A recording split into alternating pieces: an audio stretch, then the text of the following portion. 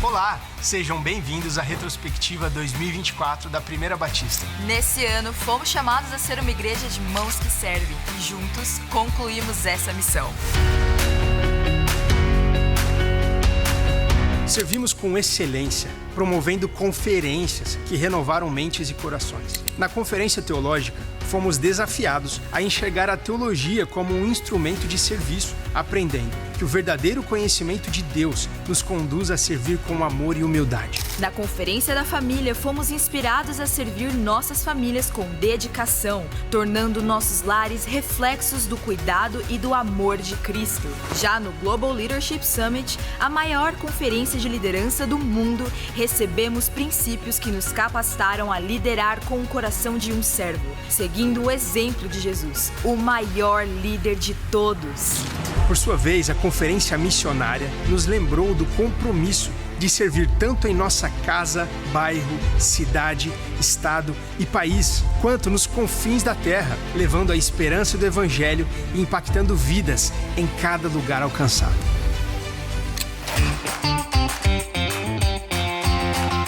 Servimos também através da capacitação, com as escolas do discípulo, da família e do mini-discípulo, que formaram gerações comprometidas em servir ao Senhor, com sabedoria e dedicação, frutos de uma teologia vibrante e robusta. Nossas redes de pequenos grupos multiplicadores experimentaram um ano frutífero, repleto de encontros transformadores e retiros inesquecíveis que fortaleceram laços e despertaram novos propósitos. Nossos pequenos grupos continuaram sendo um espaço de transformação e comunhão. Vivemos a liberdade em Cristo, livres para experimentar o fluir do Espírito. Fortalecemos laços de amor e discipulado e renovamos nossa aliança como família. Transformamos nossa fé em atos concretos e descobrimos que em Deus sempre há mais para experimentar e compartilhar. Servimos com amor de verdade, alcançando nossa cidade e muito além, através das ações do nosso braço social, a FUNASP. Foram centenas de vidas transformadas por iniciativas que ofereceram cuidado e acolhimento em um trabalho reconhecido por sua busca pela excelência. Durante todo o ano, a Primeira Batista realizou importantes ampliações e reformas, investindo em segurança e conforto para acolher você e sua família com amor. Avançamos também na construção do 1B Connect, um espaço dedicado a promover crescimento, conexão e aprendizado, servindo a nossa comunidade. Muitas vidas serão transformadas e conectadas a Jesus. 2024 foi um ano de intensa adoração, marcado por momentos inesquecíveis de louvor e celebração. Exaltamos o nome de Jesus em cultos como Convergência, com mais de 10 horas seguidas de música e oração. Nos musicais de Páscoa, celebramos com todas as idades a ressurreição de Cristo, relembrando o sacrifício que nos trouxe vida e esperança. Cantamos hinos que marcaram gerações e agradecemos pelos 107 anos de história de nossa amada Primeira Batista, em um culto repleto de gratidão e louvor. O Centro de Ensino Musical comemorou seus 25 anos de trajetória, destacando a dedicação de gerações que servem ao Senhor com seus talentos. Encerrando o ano, nossos musicais de Natal encantaram a todos, proclamando com excelência o nascimento do Salvador e enchendo nossos corações de fé, renovação e esperança para o futuro. Sem dúvida, 2024 foi um ano marcado pelo serviço, amando a Deus e as pessoas.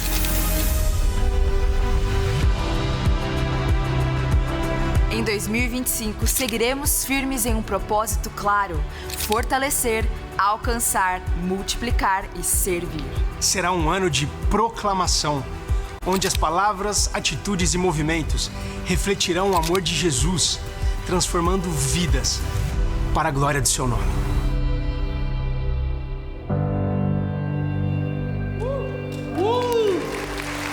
Vamos aplaudir e agradecer ao Senhor tudo que Ele fez por nós. E agora aplauda a pessoa que está do seu lado aí, porque cada um de vocês fazem parte disso. Feliz 2025 para você, feliz ano novo, feliz ano todo, feliz vida toda, feliz vida eterna para você. Que Deus abençoe muito a sua vida. Quando a gente pensa em todas essas coisas, a gente pensa em planos, em projetos. E você, no começo do ano, logo começa a pensar, né, em todas essas coisas também. Tem coisas que acontecem na vida da gente que mudam o jeito da gente ver a vida, não é verdade? Você está vendo a vida de um jeito e quando aquilo acontece, muda a sua vida.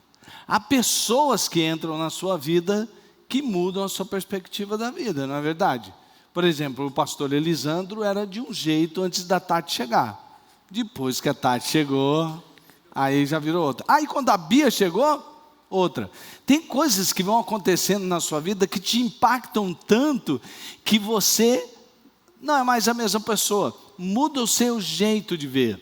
Tem coisas que você aprende, que entra na sua mente, que muda a sua cosmovisão, que é o jeito em que você enxerga tudo. Tem uma experiência que você passa, que envolve suas emoções, que te impactam tanto, que muda também a sua maneira de enxergar a vida. É a sua cosmovisão, como você vê. Muitas coisas alteram a sua cosmovisão, sua educação, o que você pensa a respeito de Deus, o que você pensa a respeito dos relacionamentos, a sua visão de mundo, tudo isso altera o jeito que você vê, é a cosmovisão. Hoje, nós vamos aprender um pouquinho com um fato que aconteceu na história, que mudou a cosmovisão da gente enxergar o mundo, a vida. Principalmente naquele momento em que aconteceu um fato muito interessante relatado em Mateus, no capítulo 28, eu convido você a abrir, se você tem a Bíblia de papel, abra sua Bíblia de papel. Se você tem aí a sua Bíblia no seu smartphone, acesse, né, seu smartphone e vamos ver lá em Mateus capítulo 28, como é que é essa história que impactou para sempre a vida daquelas pessoas e impactou para sempre a vida de todos nós. Depois do sábado, tendo começado o primeiro dia da semana, Maria Madalena e a outra Maria foram ver o sepulcro. Eis que sobreveio um grande terremoto, pois um anjo do Senhor desceu dos céus e chegando ao sepulcro, rolou a pedra da entrada e assentou-se sobre ela.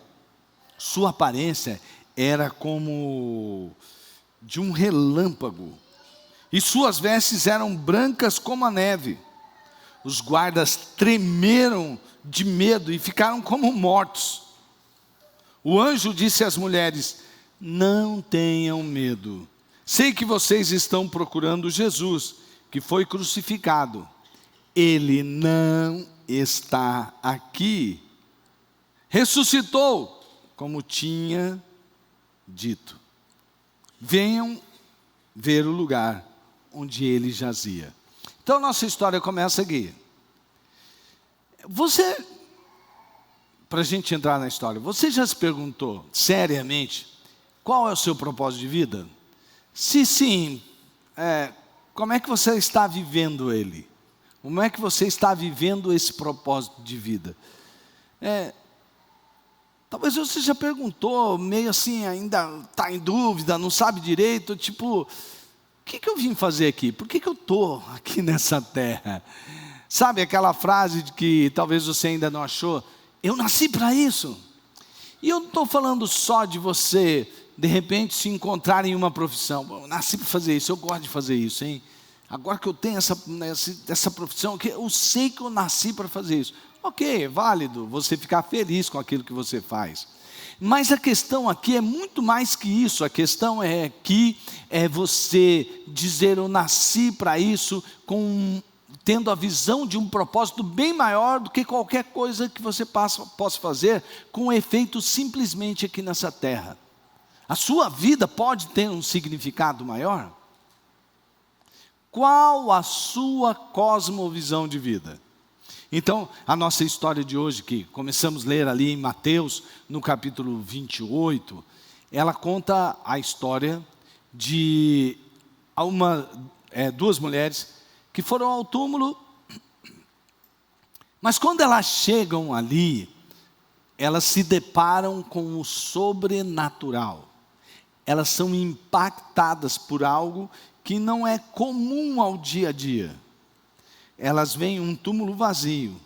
Aliás, ali é envolvido de várias coisas sobrenaturais. Acontece um terremoto, aparece um anjo que parece com um relâmpago, com umas vestes brancas, reluzentes.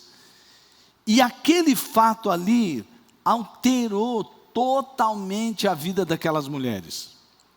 Mas então elas têm uma mensagem e elas são convocadas a irem aos discípulos e dizerem que Jesus ressuscitou. E sabe o que acontece? Alguns acreditam, e outros duvidam, outros não creram na ressurreição de Jesus. E talvez você possa dizer, mas como? Bom, vamos tentar achar algumas razões para que aquelas pessoas não acreditassem que Jesus havia ressuscitado. Bom, se você ler a respeito disso, você vai encontrar várias razões que alguns estudiosos dão sobre a causa da incredulidade deles. Mas eu escolhi umas 3 aqui, que eu acho que são mais razoáveis. Talvez a intensidade do trauma, que está ligado com as expectativas frustradas. Jesus morreu de uma maneira muito cruel. E Jesus, ele apanhou, ele foi humilhado, diante de muita gente, ele foi exposto, como quem diz assim, aí ó, cadê, ó, tá vendo esse cara aí que curou, disse que fez isso, fez aquilo, agora está ali, ó, sendo humilhado em uma cruz, uma morte humilhante, acachapante, um negócio terrível. Não era ele que ia trazer liberdade, Israel, agora ele está morto. E as pessoas estão ali diante daquela cena e elas acreditam naquilo que elas estão vendo naquele momento. Razoável. Outros dizem que é por causa da incredulidade cultural. O que forma uma cultura são várias coisas, vários componentes. Mas, sobre a incredulidade cultural, ela é sendo formada através daquilo que está ao redor das pessoas. Quer ver, por exemplo, será que é fácil para nós acreditarmos que um morto, que está morto, pode ressuscitar? Quer ver, ó. Quantos de vocês já viram alguém que foi morto, enterrado em uma sepultura, e depois ao 3º dia ressuscitasse? Quem daqui já viu isso acontecer agora? Você está vendo? Alguns dizem que é por causa disso que era complicado para eles acreditarem na ressurreição de Jesus. Eles acreditavam na ressurreição, teologicamente falando, eles acreditavam na ressurreição do último dia. Eles criam que realmente que haveria uma grande ressurreição do último dia. Porque o Deus controla a história, vai ter um dia, o último final, onde Ele vai restaurar toda a história. Muito bem, eles acreditavam nisso. Mas acreditar numa ressurreição ali, naquele momento, ainda mais do jeito que Jesus morreu, bom, isso eu ainda acho ainda mais razoável. Mas, será que foi isso mesmo? Quer ver? Vamos ver. Vamos avaliar um pouquinho. E preste atenção, acompanhe aqui comigo, sabe por quê? A hora que você passar por esse caminho aqui, vai ficar mais fácil para você ouvir o que Jesus falou depois aos seus discípulos. Veja só, no Velho Testamento houve ressurreição de mortos? No Velho Testamento há a narrativa de ressurreição de mortos? Por exemplo, com Elias. Lá em 1 Reis 17, 18 e 24. Elias levou um menino morto para o andar de cima de uma casa, deitou-o na cama, orou para que ele revivesse. E o menino voltou a respirar e ele o levou aos braços de sua mãe novamente. Se você quiser saber mais da história, está aí a referência. Elias era um profeta bem conhecido em Israel, sim ou não? Era bem conhecido em Israel. Se você não conhece um pouco o contexto do Velho Testamento, quero dizer para você que Elias, ele é citado e até no Novo Testamento, né? Antes do Messias deve vir Elias e tudo mais. Então Elias era um profeta mais grande, de grande destaque na história do povo de Israel. O seu discípulo Eliseu, o que o sucedeu, vamos dizer assim, também teve história de ressurreição. Sim ou não? Sim. Durante o sepultamento de um homem, está em guerra Israel, eles vão levar um homem para ser sepultado.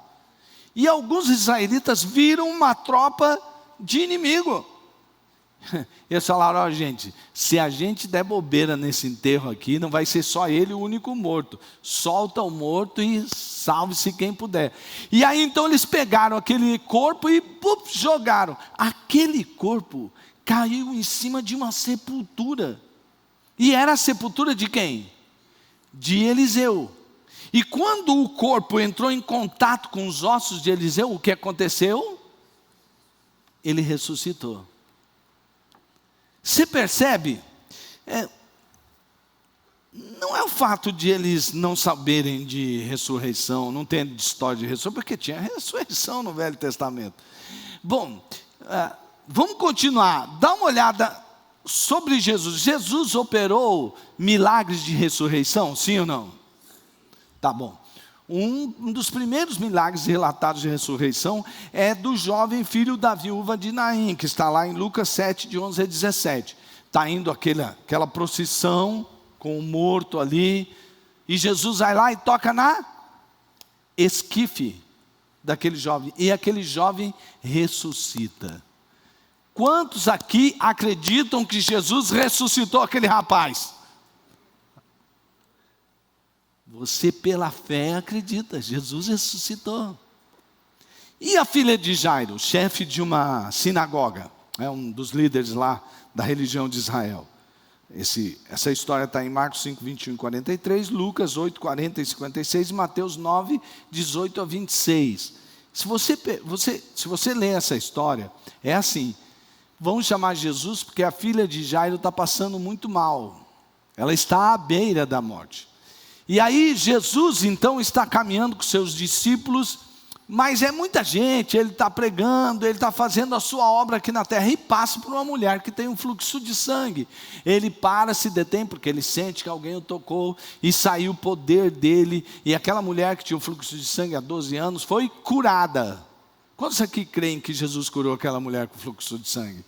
Glória a Deus. Pois é, aí então, a filha de Jairo morre, e chegou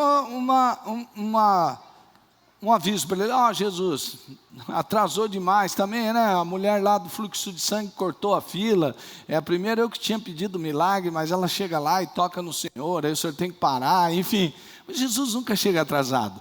Aí o que acontece?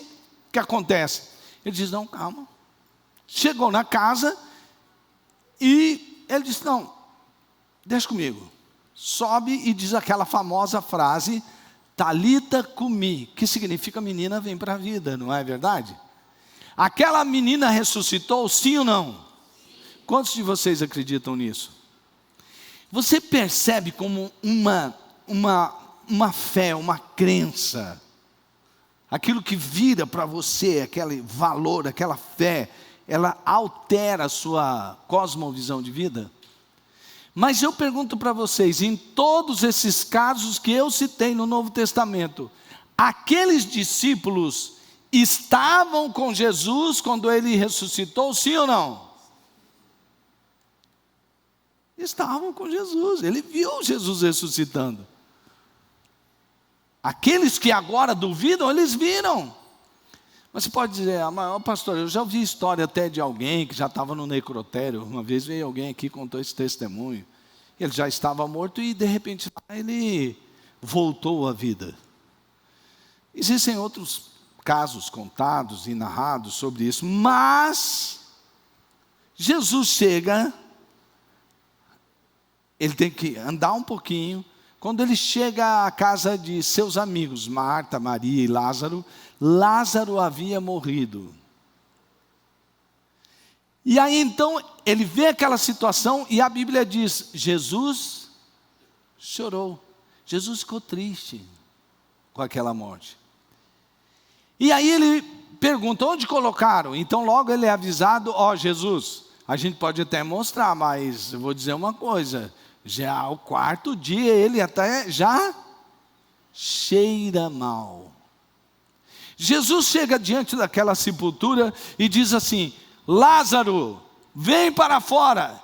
E aconteceu o quê? Que Lázaro ressuscitou. Quantos aqui acreditam que Lázaro ressuscitou? Você percebe como aqueles discípulos, eles tinham provas cabais. Eles tinham conhecimento, o cognitivo funcionava para entender que Jesus tinha poder para ressuscitar. E por que eles não creram? Jesus aponta a causa. Eu respeito todas essas causas levantadas pelos estudiosos, sim, faz parte.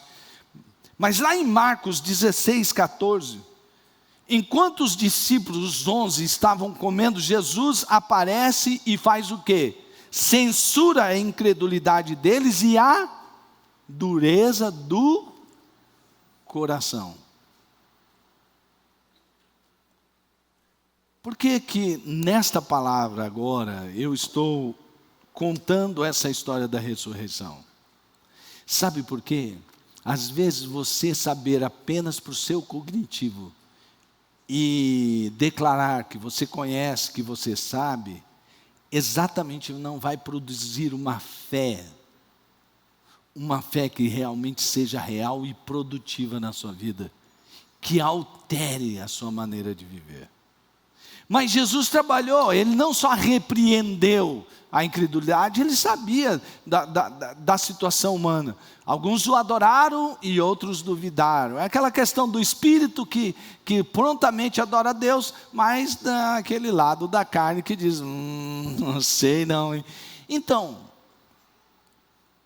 a pergunta é, como o fato de toda a vida de Jesus, que você conhece muito bem, afeta a sua maneira de ver a vida e de viver a vida.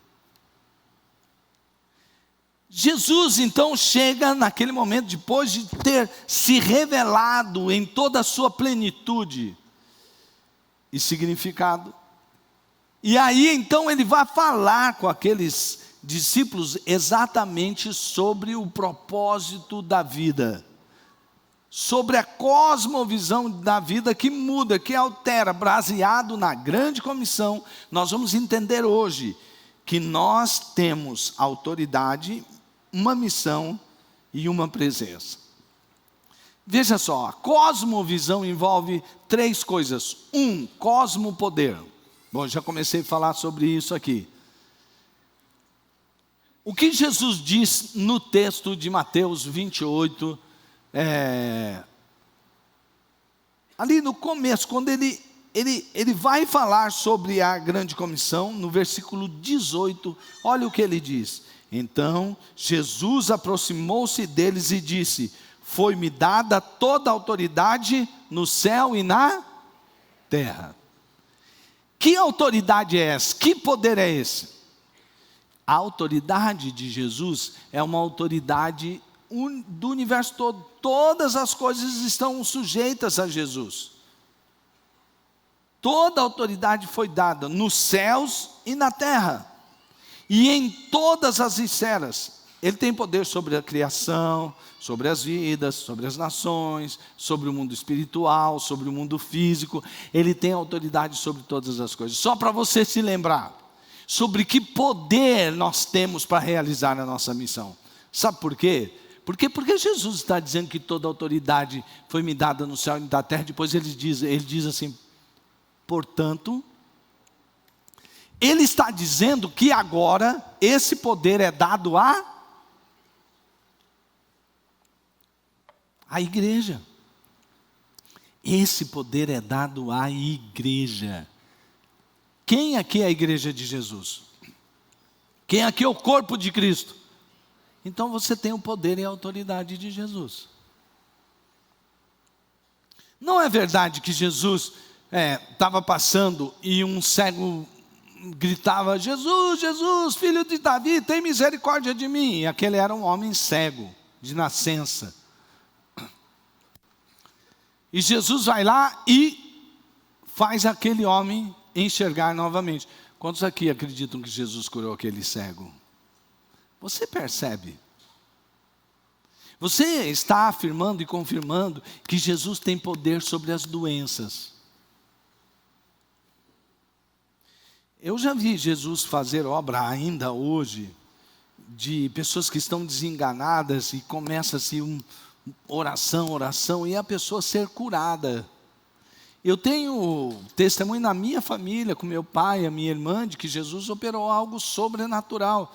Mas eu também já vi muitas outras coisas. Jesus fazendo hoje, baseado na oração da igreja, pelo poder e autoridade que foi dado a Jesus, a nós enquanto corpo. Jesus certa vez se encontra numa comunidade com um jovem que toda aquela comunidade sabe da perturbação daquele jovem. Ele vive lá nos sepulcros e ele é um cara perturbado. E Jesus se aproxima dele e expulsa. Havia uma multidão de demônios dentro daquele jovem. E quando ele expulsa aqueles demônios, aquele jovem fica livre para viver a sua vida livre. Quantos aqui acreditam que Jesus tem poder sobre toda a autoridade? De demônios, de espíritos. E se ele tem, você é o corpo dele, você tem autoridade sobre os espíritos imundos, sim ou não? Você não precisa chamar ninguém para te ajudar a expulsar um espírito imundo, porque a autoridade de Jesus está com você. Não, vou chamar meu líder de pequeno grupo, eu vou chamar o coordenador, vou chamar o pastor. Esse demôniozão, tem muito demônio, eu vou chamar o pastor Gilson, né? Você não precisa. Todo o poder e autoridade que foi dada a Jesus está com o corpo dele aqui na terra. Agora,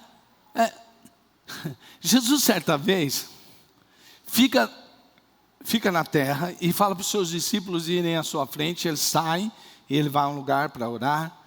E ele percebe ao longe que os seus discípulos estão passando por uma cruel tempestade. E o barco está indo quase a pique.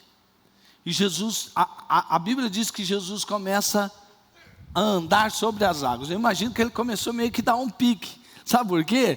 Que quando ele passa, o texto diz assim: ia passando Jesus sobre a embarcação. Eu acho que ele deu uma freadinha assim. Pô, peraí, deixa eu voltar aqui. Passei, estava tão... E ele chega naquele barco e fala: e aí? Aí Pedro vem, anda sobre as águas e tal. E Jesus acalma a tempestade. Em um texto específico, há uma palavra assim, que Jesus se dirigiu ao mar como se fosse um cachorrinho. E diz para o mar assim: cala a boca.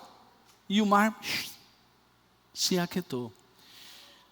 Quantos de vocês creem que Jesus tem poder sobre toda a natureza?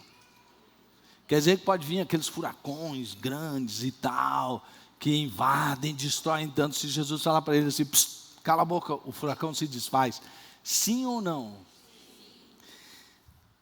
Eu já tive a oportunidade de estar assim, e não foram um ou dois, foram uns 3 ou 4 que eu lembro, bem marcantes da minha vida, que a gente estava para fazer um evento, e tinha tudo para chover, a meteorologia disse que ia chover, e nós começávamos a orar, e não chovia. Jesus tem poder. E a igreja tem poder para orar e não chover. Eu estava contando isso aqui pela manhã, no culto das 8, e tem alguém que trabalha com agricultura, com uma fazenda, e ele disse: pastor, isso aconteceu várias vezes. Meus pais, quando precisava de parar a chuva, eles iam orar, pediam a Deus e Deus fazia parar a chuva. Aí depois precisava de chuva, e vinha a chuva. Agora aconteceu comigo, pastor. Agora mesmo está na época de que o grão para ficar verdinho, tem que cair uma certa chuva, porque senão, na hora que ele está ficando bom para a colheita, ele se perde se tiver seca. e não chovia. E nós fomos lá e oramos. E aí ele até disse quantos milímetros de água choveu, não me lembro agora, que deu certinho. Jesus tem poder e ele ouve a oração da igreja.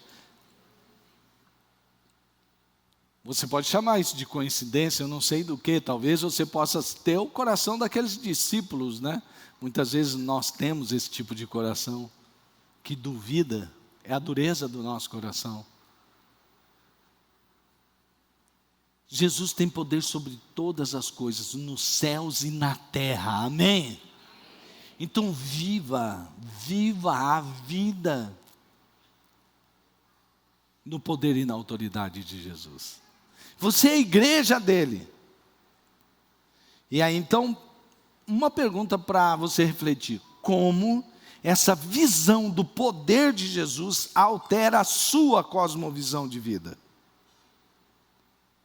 Mas também, além de um poder que é sobre todos, é universal, é o cosmopoder, também temos uma cosmomissão, uma cosmotarefa, envolve todas as coisas.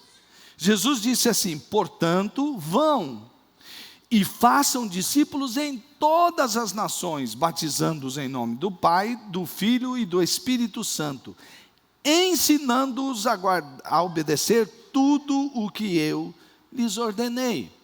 Olha aqui o texto, ó. É uma missão de ir. Alguém pode dizer assim, não, mas lá no texto original, não está no verbo ordenando ir, está dizendo indo. Sim, é verdade, ali a maior tradução é no gerúndio. Mas como é que eu vou fazer discípulos em todas as nações se eu não for? Então, se existe uma ordem que está realmente num verbo de ordem infinitivo, fazer discípulos, é essa aqui, sim. O centro está aqui, façam discípulos. Depois vem onde e como. Mas sim, nós precisamos ir. A missão, ela é global e inclusiva, envolve todas as nações, e dentro dessas nações, que existem etnias dentro de nações, conforme o globo está dividido, nós devemos incluir a todos para anunciar o que Jesus fez, que Ele morreu em uma cruz, que Ele ressuscitou, que Ele está vivo, que Ele tem poder para perdoar e salvar. A nossa missão, a nossa mensagem tem que ser completa, ir e anunciar a obra de Jesus, anunciar que Deus ama, que Ele entregou seu Filho com o propósito de salvar. A nossa missão envolve dizer que apesar desse amor de Deus, existe um problema com o homem, que é o pecado. A gente não pode deixar de pregar que tem um problema com o homem, que é o pecado. Não é dizer, não esquenta com isso não, todo mundo erra, todo mundo erra, mas a gente pode se ajudar, a gente pode melhorar, e principalmente no poder de Deus, nós podemos passar num processo de santificação. Agora, se a gente normaliza o pecado, não tem mais para que lutar contra o pecado, não há necessidade mais de santificação. E aí é necessário batizar no Deus Trino, Pai, Filho, Espírito Santo. Mas enquanto envolve isso, envolve também formar novos discípulos. Você ensinar a pessoa a crescer na fé, não é? Nós vamos ter uma conferência teológica, que é justamente sobre isso. Formação de discípulos, fortalecimento da fé, conhecimento da doutrina bíblica, conhecimento, aprofundamento na palavra de Deus. Isso é ensinar a obedecer todas as coisas que eu lhes ordenei. Agora, se você tem essa visão, se você está vivendo esse texto, está aqui na Bíblia, e essa missão foi dada por Jesus, como essa missão que foi dada por Jesus altera o seu modo de viver? Quantos aqui já entregaram suas vidas a Jesus? Para quantos Jesus é o Senhor? Aí. Essa aqui é uma ordem de Jesus, sim ou não? E o que você e eu devemos fazer? Obedecer. É assim, é simples assim. É por isso que quando a gente entrega a nossa vida para Jesus, é óbvio que a nossa vida vai ser transformada. Um evangelho fraco, ele não transforma, porque ele não é inteiro. O evangelho que transforma é esse evangelho que percebe toda a obra de Jesus, o poder da obra da sua vida, da sua morte e de sua ressurreição. E que aí muda a sua vida por ter esse Jesus como Senhor e Salvador. No seu dia a dia, como essa missão dada por Jesus faz diferença para você? Como é que você cumpre essa missão? E por fim nós temos uma cosmopresença. Olha o que Jesus diz nesse trecho. E eis que eu estou com vocês todos os dias. Aqui na versão NVI, eu estarei sempre com vocês até o fim dos tempos. Eu estarei sempre com vocês até o fim dos tempos. Você nunca, saiba de uma coisa, você nunca estará sozinho. Jamais. Em nenhum momento da sua vida. Onde quer que você esteja, fazendo o que quer que você esteja fazendo, se é de dia, se é de noite, se é de madrugada, você nunca estará sozinho. Jesus sempre estará com você. Ele está em todo lugar, em todo tempo. E a presença de Jesus é uma presença que inspira coragem e fé. Porque, olha só, nós não temos um Deus distante que fica lá e fica dando as ordens de como você vai fazer. Não. Você quer ver, por exemplo, quando você está se sentindo sozinho. Jesus já foi deixado sozinho em momentos que ele mais precisava? Sim. Jesus já foi abandonado? Sim. Jesus já foi traído? Sim. Você passa às vezes por cada humilhação, por cada dor, por cada tristeza. Você já passa por uma dor, por exemplo, de perder um amigo. Jesus perdeu Lázaro. De perder um parente. Jesus perdeu João Batista, seu primo, amigos desde o ventre, do ventre, né? Não foi quando Maria foi visitar Isabel, o menino não saltou no ventre? Foi duro para Jesus quando João morreu. Por várias razões e motivos. Não talvez como nós vemos a morte, mas talvez de uma maneira ainda mais profunda. Doeu. E sabe, esse que passou por todas essas coisas agora pode nos fortalecer para nós sermos mais que vencedores em cada momento da nossa vida. Jesus está presente. Eu não sei o que você está passando, eu não sei o momento pelo qual você está vivendo, mas de uma coisa eu sei: Jesus está presente. Mas principalmente Jesus está presente, sabe por quê? Porque se você estiver cumprindo essa missão dele, ele vai estar conduzindo os seus passos para que você cumpra com o seu propósito de vida, para você viver uma vida significativa. A sua vida é muito preciosa. Como a presença de Jesus altera ou deveria alterar o seu dia a dia? Vamos para a nossa conclusão. Deus tem um propósito único para você. Você é único. Sua vida é única. Não existe um outro exatamente igual a você. Ele criou você com amor e o chamou para viver uma vida significativa. Não é apenas sobre o que você faz, mas sobre quem você é em Cristo Jesus. Essa é a conclusão dessa mensagem. E agora então vamos a uma aplicação prática. Você ouve uma mensagem e você a pratica.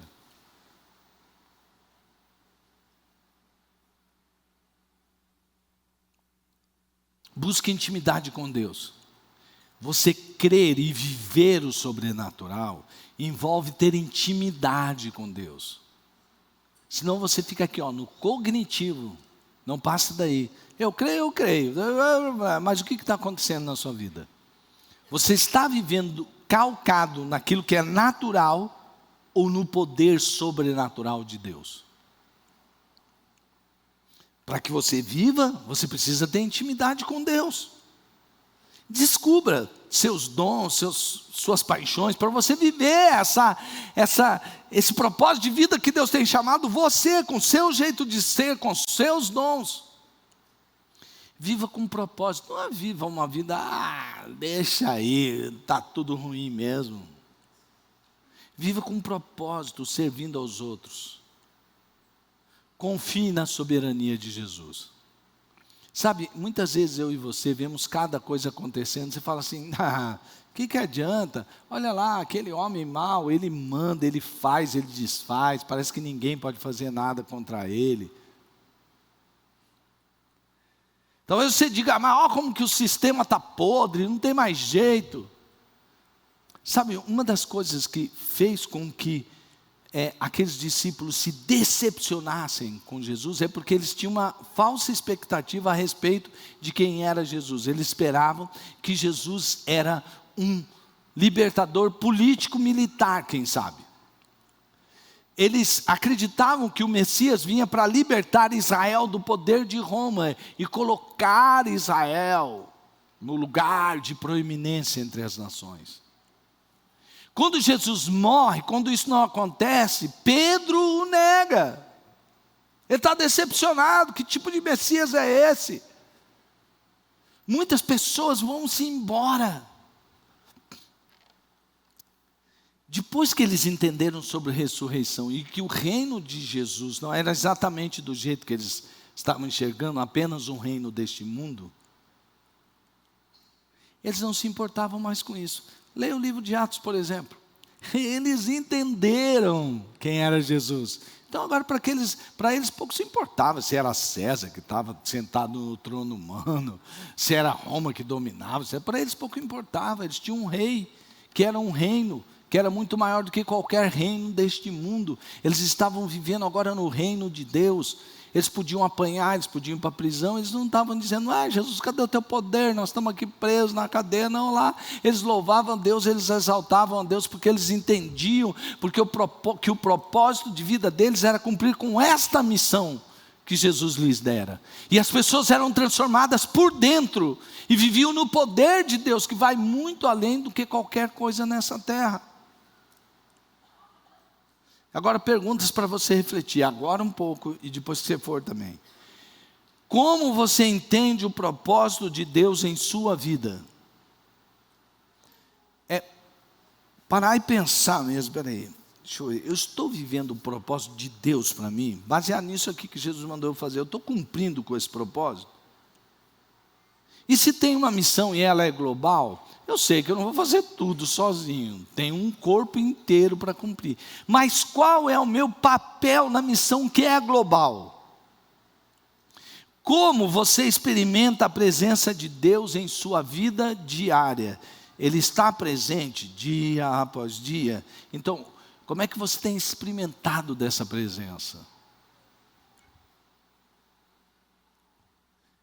Fique em pé, por favor.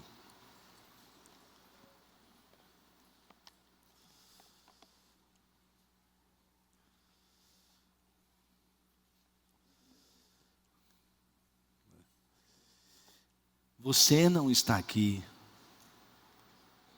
e a sua vida não se resume só a esses dias que você está aqui.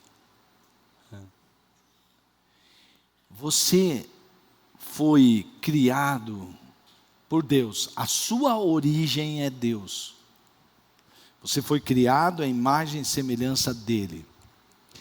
Ele escolheu você. Você está ouvindo o que você está ouvindo, não é porque você é bonzinho. Eu creio que você seja bem melhor que eu. Mas não é pelo fato de você ser tão bonzinho assim. É porque Deus, pelo seu amor, escolheu você, separou você. Depois de Ele ter escolhido, você ter a origem nele, Ele te deu uma identidade.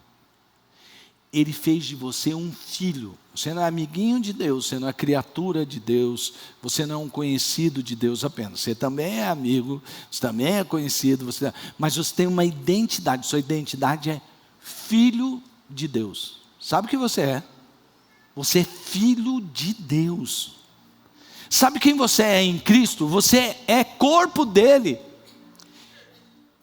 E você tem um propósito de vida para viver no poder e na autoridade de Jesus, nesse poder que o fez ressuscitar dentre os mortos.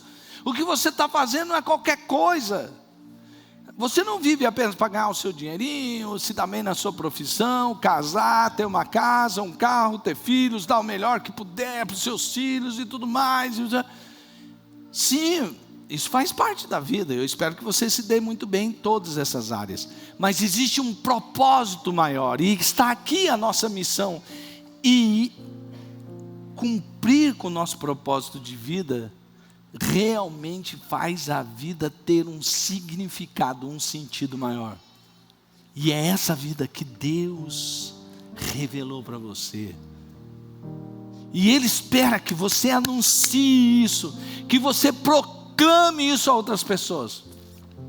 Quando nós estivemos orando sobre este ano, Deus nos mostrou, como você viu no texto, que é um tempo de proclamação, é um tempo urgente de proclamação.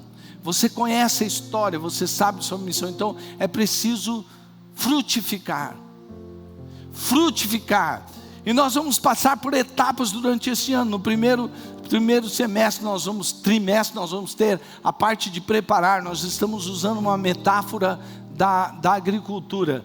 Preparar a terra, é preciso antes de mais nada preparar a terra, é preciso você buscar a Deus, é preciso a gente passar por um avivamento, por um aprofundamento, preparar a nós mesmos. Por isso que nós vamos ter a semana teológica, nós vamos ter um retiro com os coordenadores, supervisores, nós vamos ter vigílias de oração, nós vamos buscar o poder de Deus, e deixar Deus preparar isso, viver no poder, no sobrenatural, não sobre o natural. Depois nós vamos preparados, pegar a semente, e nós vamos semear a semente na vida de alguém, na sua família, lá na sua casa, sim, com todos os seus parentes, lá no seu trabalho, lá onde você tem envolvimento, com amigos que você conhece, você vai semear, e vai ter um tempo da grande colheita. Quantos aqui acreditam que vai ser um tempo de grande colheita? Um tempo de grande colheita para a nossa igreja. E depois que nós tivermos colhido, nós vamos entender que é preciso que nós sirvamos a nossa comunidade. A FUNASP tem muitos projetos, e a gente serve a nossa comunidade através de vidas que se doam, através de pessoas que contribuem, através de gente que de joelho no chão ora pela transformação da cidade. Esse é um tempo de frutificar. E se você está nessa comunidade de fé, viva, vamos andar juntos. Vamos construir isso aqui juntos, passo a passo, cada trimestre, cada momento, Deus preparando, Deus agindo, a gente reagindo. Vamos fazer isso juntos. A convocação é para que vivamos juntos o propósito de Deus para as nossas vidas, em nome de Jesus. Amém? Amém, amados irmãos?